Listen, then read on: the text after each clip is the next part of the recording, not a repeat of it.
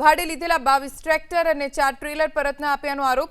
વિજય પરમાર, સુનિલ પરમાર, પ્રવીણ મસાર સામે ફરિયાદ દાખલ થઈ છે। ભાડું તો ન ચૂકવ્યું, કરાર બાદ ભાડે લીધેલા વાહનો પણ કબજે રાખ્યાનો આરોપ છે। 3 શખ્સના પાપે ખેડૂતો હજુ પણ બેંકના હપ્તા ભરી રહ્યા છે। મેઘરજ પોલીસે છેતરપિંડીનો ગુનો નોંધીને સમગ્ર મામલે તપાસ શરૂ કરી છે।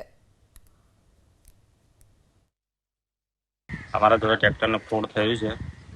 કાળુભાઈ મગનભાઈ વાઘોરાનો લાલુડિયાનો છે। બીજો નંબરમાં દિલીપભાઈ સોમાભાઈ વાઘોરાનો છે। બંને જણા આવ્યા ટ્રેક્ટર માટે, અમારા જોડે ફ્રોડ કરીને ટ્રેક્ટર લઈ ગયા છે। ત્રીજા નંબરમાં વિજયભાઈ રાધાભાઈ પ્રાટવીર, એ ભાઈ અમારા જોડે ફ્રોડ કર્યું છે। અમારા જોડે છેતરપિંડી કરીને અમારા જોડેથી ટ્રેક્ટર લઈ ગયા છે અને અત્યારે અમને ટ્રેક્ટર પણ આપતા નથી, ભાડું પણ આપતા નથી।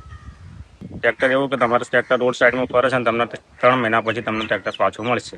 અને મારો વિજયભાઈ ટ્રેક્ટર લઈ ગયો છે, વિજયભાઈ પરમાર, અને અમને 3 મહિનાનો ભાડો કર્યો અને 3 મહિનાનો એમ કે 2 મહિનાનો આલું છું ને 5 દિવસ પછી તમને 1 મહિનાના પૈસા હું આલું છું।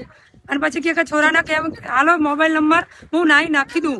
ના સાહેબ, એ તો પણ નાખતો જ નથી, અમે વાટ જોઈ રહ્યા સાહેબ, અને પૈસા નથી નાખતો, નથી ટ્રેક્ટર હાલતો, એમ કરીને કે હમણાં ટ્રેક્ટર આવી જશે, પણ ટ્રેક્ટર આવ્યો નહીં।